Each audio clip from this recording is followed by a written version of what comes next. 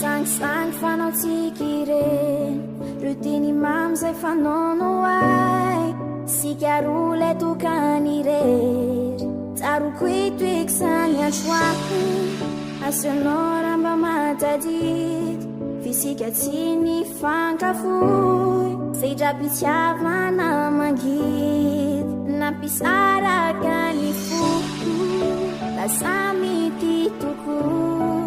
fana ankehitriny azade ola tompoky lay fasambarana taloho nafanampity hoany lanchi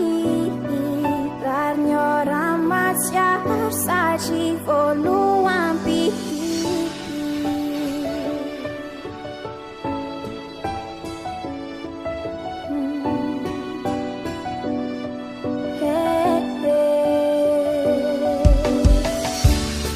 miravanyana tratamizay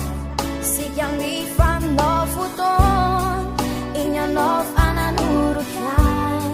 atramizao kitsaroko fohony asenao ramba matatitsy fisika tsy ny fankafoy zay drapitiavana mangidy nampisaraka ny fo nasamity toko fana ankehitriny azade ola tompoky lay fasambarana taloha nafanampity hoany landry rariny ora matsiaro satry voalohampity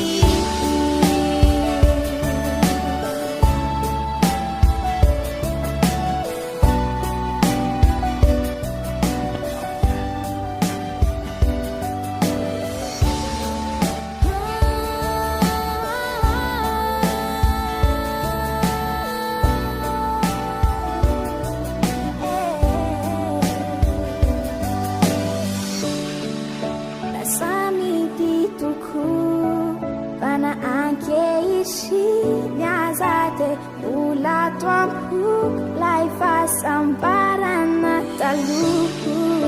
nafanampity de hoany landry rariny ora matsiaro satry voalohampity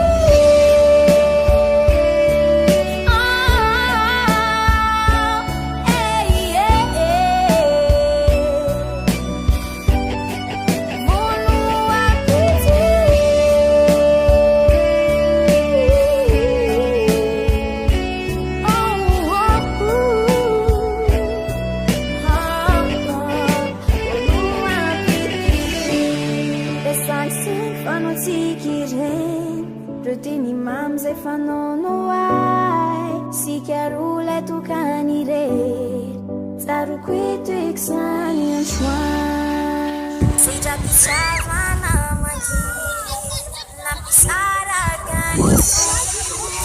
lasa mity toko